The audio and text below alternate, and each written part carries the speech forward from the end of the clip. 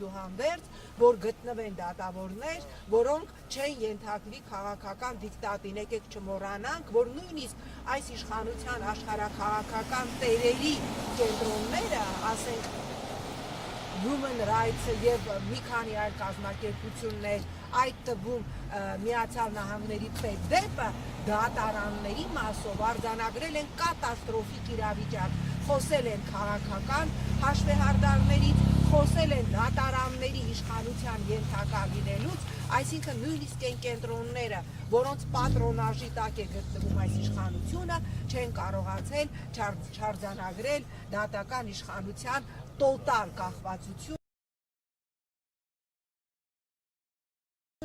կառավարող ռեժիմից։ Ինչ ասեմ, սպասենք դատական նիստին եւ նորից դիմում եմ օգտագործելով Նիկոլ Փաշինյանի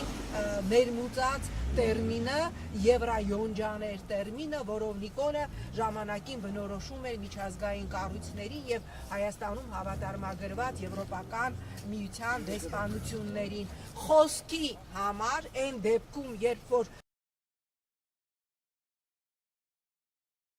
Եվրոպայի խորհրդի լրագրողական կազմակերպությունը, անվտանգության կազմակերպությունը պարտադրել է ազատ արձակել Նարեկ Սամսոնյանին եւ Վազգեն Սաղաթելյանին ազատ խոսքի համար, որը Եվրոպայի, ինչ ասեմ, ալֆան եւ օմեգան է, եւ որի համար ինձ որպես եվրոպական ինտեգրման հանձնաժողովի նախագահ տարիներով սենց մաշկահան էի կանում, եթե որևէ մեկի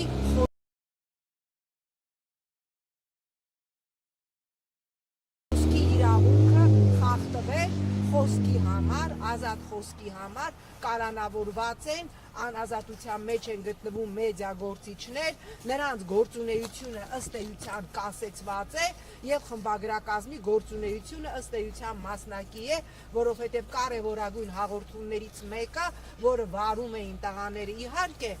բոլոր գործընկերները շարունակում են գործը, բայց ես կրկնում եմ, այն որակը, որ տալիս էին տղաները, այն աուդիտորը, որ ապահովում են տղաները